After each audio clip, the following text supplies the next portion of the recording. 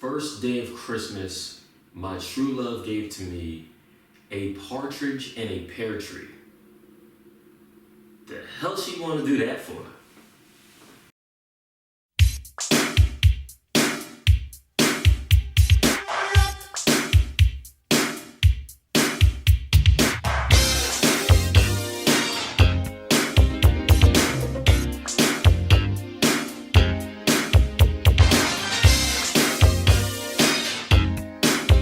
I wonder how a press conference production meeting will go. I've been part of production meetings for network shows before, and they involve a lot of people. And then there's press conference. I do everything, and I do it on my own. So the production meeting is basically a meeting with myself. I find myself repeating myself often. I find myself repeating myself often. I'm talking to myself. Like a lot of people, they talk to each other in production meetings, and with me, I just have me to talk to. So I'm just here being like, how do you feel about this? I feel good. And that's it. Sometimes a production meeting is held over lunch, or sometimes you interrupt the production meeting and you go out to lunch. I don't worry about lunch. For me, if I need to break up the production meeting, I take a nap. I just feel like it's better that way. If I just, lower my sense of consciousness just for, half hour or 3 hours, whatever I need. And then there's the interns. I don't know what interns do in production meetings, but even if I had interns, they'd probably leave me on red. See, I know some of y'all rolling your eyes about that one. It's true though.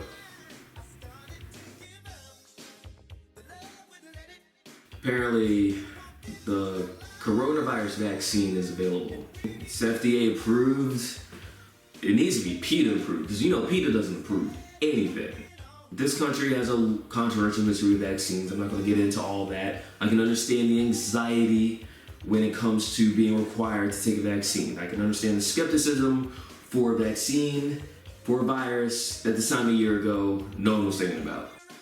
And then I'm like, I've seen some of the choices that y'all made as far as what to put in or around y'all bodies, and now y'all want to talk about a vaccine.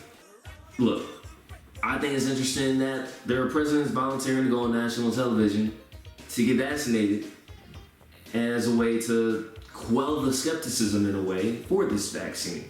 And I think that's noble. But when it comes to choices, here's an example of what I'm talking about.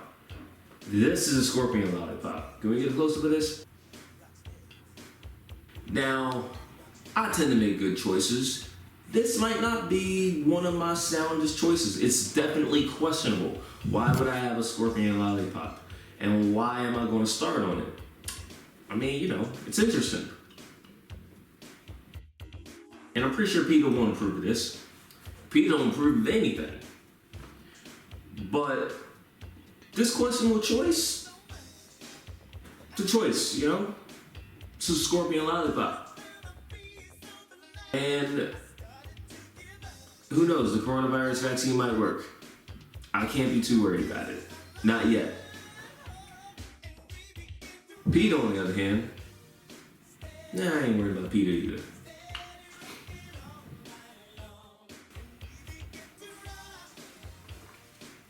Today's got some press conference from Moreno Valley, Denise Guerra.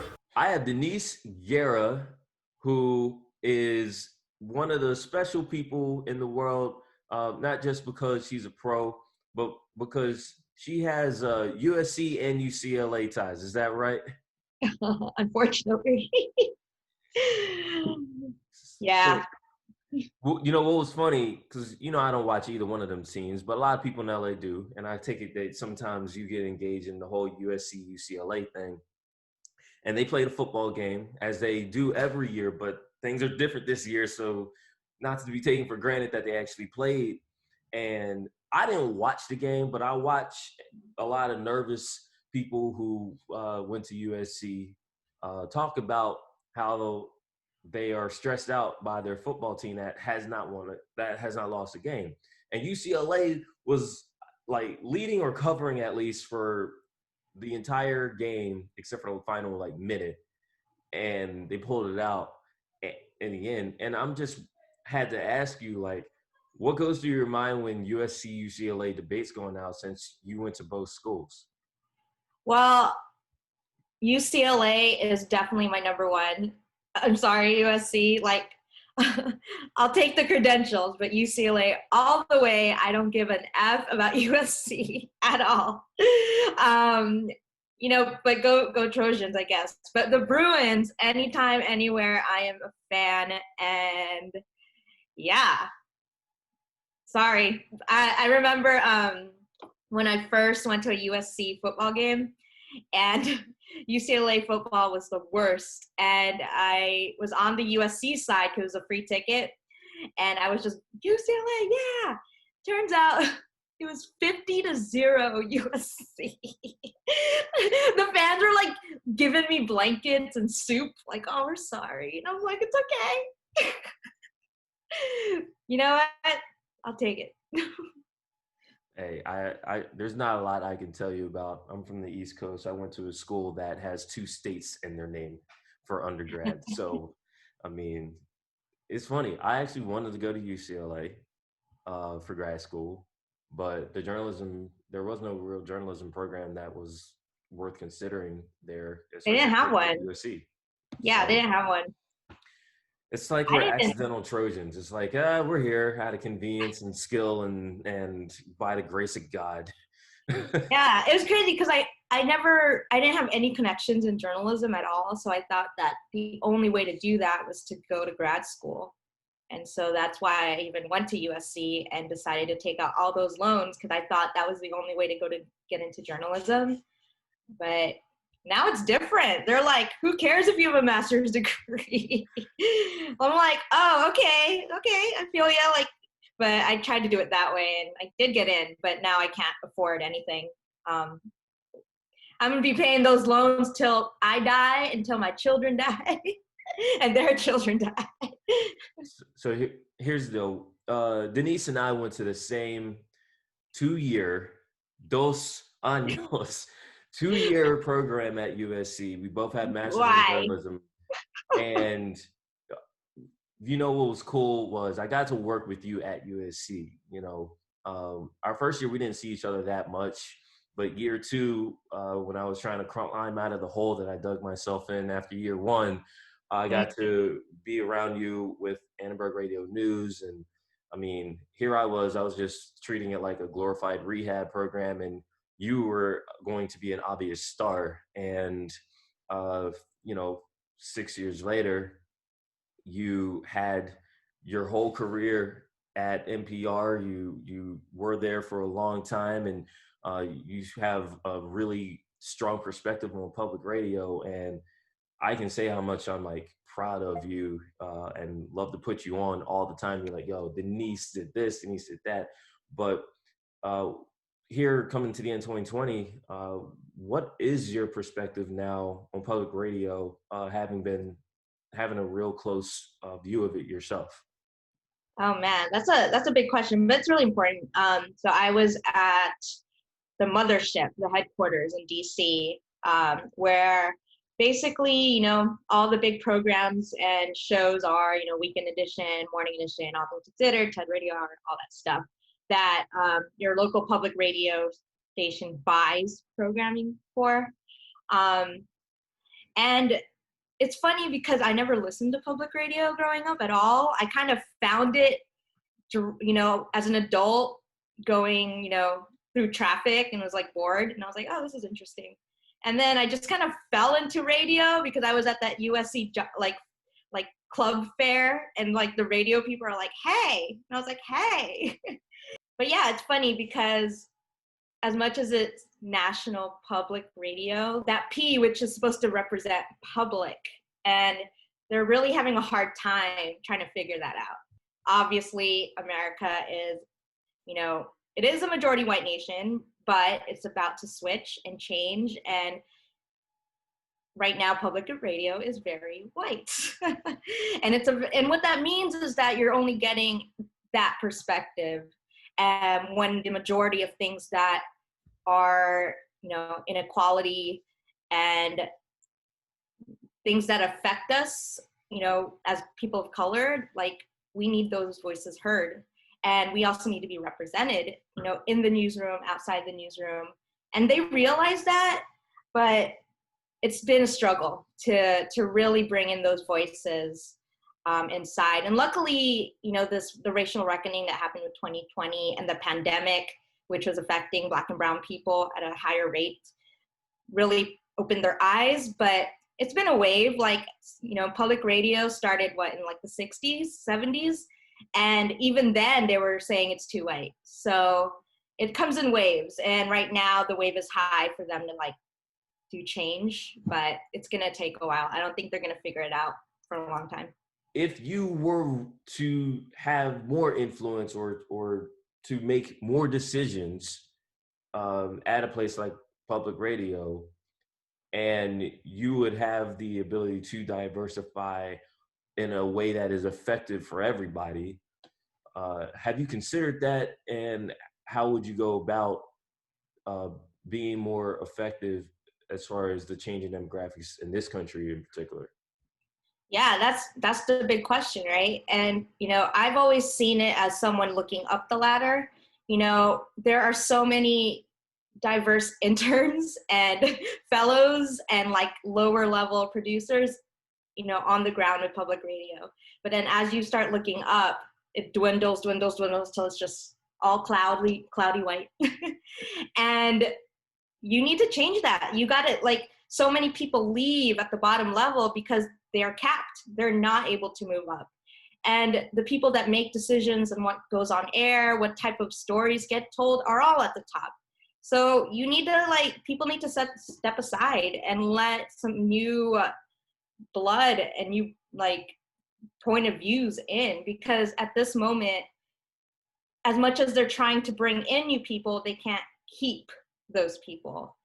And once you get people who are in this position of power, and not just one, not just two, when you got, half or more of the people at the table making those decisions, you can definitely change an organization. But at this moment, the organization it's tough to crack, and they're trying to figure that out, and they're doing it the old ways because it's still the people that are up there have been there for a long time. And yeah, I think there's this rigid structure of how public radio has to be. And that's changing with this new generation. Even this idea of, I don't know if you heard about that op-ed in the Wall Street Journal about Dr. Jill Biden, and how, they were saying, because she's not a medical doctor, we shouldn't even be calling her doctor. In public radio, that's the same exact sentiment. You will only be called doctor if you are a medical doctor, because they say it's, the public will get confused. And it's like, well, you're setting the agenda for the public. So what is this about, And most doctors that are on are men. So, it's not changing with the times, and I'm hoping, slowly it will. But at this moment, they have a problem with pulling people up the ladder. And that's going to take some time. We're talking about identity in terms of who gets to make decisions in broadcasts in a way. Mm-hmm. But another part of identity, something that I was so proud of you for, that I had to share to a group of people that I barely even knew, was when you had your story about your grandfather, something that was my Lolo years in the works. And mm-hmm. I know for me, that's something that I, like you, I don't really have a relationship with public radio. Mm-hmm. Even as an adult, I don't. So, and I'm more in the industry now than obviously 10, 15 years ago when I was younger. But it was okay, I really need to check your work out on this. And I wanted to ask you about how that came together, but also was there anything else that you got to work on outside of this that made you feel really proud to be where you are and to be really proud of who you are? Oh man. See, the thing about that story, everything I feel like in my life has just been luck, and me just being a little persistent and poking people. But NPR had this kind of internal call out for stories, and it was about, like, their theme was mysteries. Like, do you have a story about a mystery that you want to do? And I was like, I do. And it was an obvious, like, who, well, we know who committed the murder. My grandfather committed the murder, but it was more of like, why did he do this? And trying to figure out how a guy from the Philippines in the 1900s ended up in America and then committed a murder, got out of prison, and went back to the Philippines. Like, how did that all happen? Because without that, I wouldn't be born. So the thing about that was I had to do that story on top of my regular day-to-day work. So I was pulling in like mad hours and juggling so many things in the air when, a lot of people, sometimes they're just given that one story to focus on, but I had to do it on my own time and sometimes spend my own money to do it. But it worked out. It was, as you said, I'm always glad when somebody listens or hears my stuff, because I like do it and then I forget about it and then I'm on to the next thing. But you had that the next question, which was like things that I did outside the story that makes me proud. I just like discovering things and like surprising people. So I'm always like I'm part of so many different groups. It doesn't even matter if it's like Republican, Democrat, I'll even pitch a story about, satanic worshipers. I did a story on whales. But I was on Reddit, or I was on Twitter, and there was this like one lady that was talking about how like what about the children of anti-vaxxers who turn 18 and who want to get vaccinated? And I was like, that's a thing? That's always my thing. Like, what? And so I ended up finding this 18-year-old who wanted to, get his shots, and his mother was like totally, anti-vaxxing like mindset. She thought it was going to hurt her kids, and her son was like, no, look at he's like printing out CDC reports for her. And I got him on the air, and it was something that nobody like really thought of. And that guy ended up testifying in Congress later on about, getting vaccines. And then he also got featured on 60 Minutes, I think. Or he got featured on the radio or on television. And I was one of the first people that brought that story to life. And to me, it's just kind of like finding those really crazy things that are happening in our world that we don't know about, because we're busy people. But I like to dig and explore and be weird. And I don't even care what's like, as long as the story's interesting, I'll go for it. But obviously, if there's like a Filipino or an Asian representation, I'm like, yes, that. You keep bringing up discovery and exploration, and I have to bring up how one of the things that you've always, or I've always gotten used to you doing, is finding some random space on the globe to go to, some mountains, or I think you went to Iceland one time, right? Yes. So where is your next adventure? And being that we're in this global pandemic, how have you managed to compensate for all the protocols and the changes that we've had in daily life and exploratory life, if you will, to still kind of satiate your thirst to see things that we haven't seen before? Look, outside is free. National parks can be free. You can go outside right now and explore. It's not that hard. And if you have a car, even better. Like, drive out to the middle of nowhere. Be safe about it. But like, you can, go anywhere pretty much with a map or even Google, and just like look up a place and then hike to it. You have to just be willing to do it. It's obviously scary, if you're going by yourself, but there's Google, and you can research the hell out of like a place and then prep yourself to go. I really want to climb Mount Whitney, which is like the highest mountain in the contiguous US. And I actually tried it once and I failed.